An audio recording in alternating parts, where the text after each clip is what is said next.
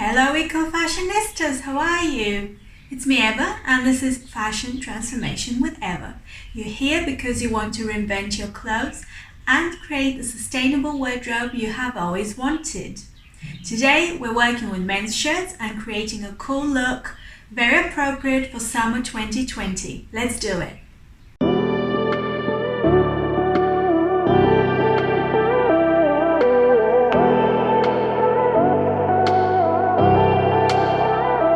First things first, if you are new to the channel, subscribe, hit the notifications bell button at the bottom of this video and give the video a like if you like it. Now, we are going to work with men's shirts, but we're going to work with a design that I created last year out of men's shirts. I'm quite interested in transforming clothes again and again and again. So for this challenge, I have two versions of this design that are made entirely of men's shirts, one shirt per top. I'm going to unpick them both, so we've got all the components. They're made out of the shirts that are cut in half and also the sleeves. I'm going to leave the sleeves to one side and I'm going to work with the main bodices. And once everything's unpicked, I'm going to mix it up a little bit.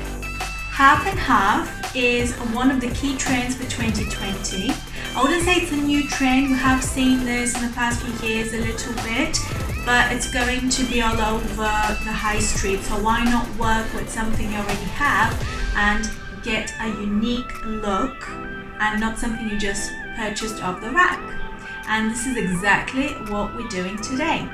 So, out of the two shirts that I have, I am going to create two half and half shirts, and later in another video I'm going to show you even more interesting things you can do to those particular ones. If you have got your own shirts, use those. If you have got shirts that your partner has decided to chuck away, why not take those for more oversized look? I have unpicked everything, so I've got now two shirts that are cut through the center back like this, and also have some sleeves which I'm going to use for another video, so not today. And all you need to do, if you just have a shirt, whether it's yours or perhaps if you're going for an oversized look then from your boyfriend, why not, then you can cut the shirt at the back. Ignore these because I've just unpicked this, and you just need to mix it up. So for example, I'm going to attach this side to this side, and actually I could make a couple of shirts where I've got one that's reversed. So the first thing I'm going to do is pin the backs, and they'll be slightly different, so it might be that one of them's longer than the other, but that's okay. It will look quite avant-garde anyway. I'm going to stitch them together, but I'm gonna take it because I've got all this, in my case I've got all these holes.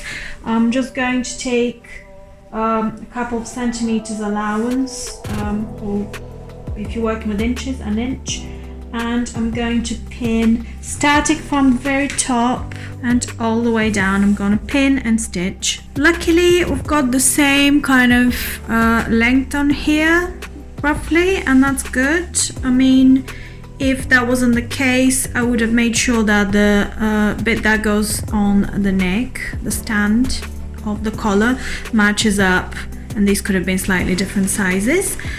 So you could see at the moment this is what we have. I made the back smaller than it used to be. As you can see, I've taken out quite a lot.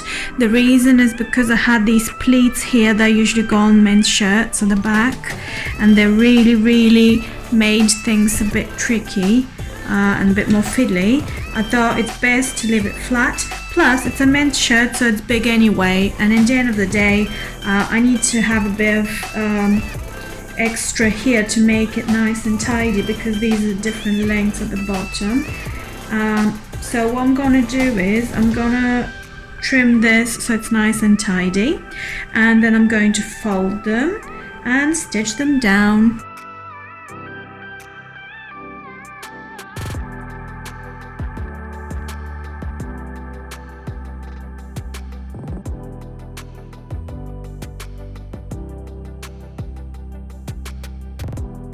And there we have it. We've got half and half shirt, and we've got two of them, opposite ones. Once you have stitched the back, you could just button up the front and it should match. Most shirts have the same spacing between the buttons, but if yours isn't like that, because there are always exceptions to the rule, you could just change the buttons, make sure the button fits through the buttonhole when you do this before you stitch everything, and it could be even more interesting if you change the buttons anyway.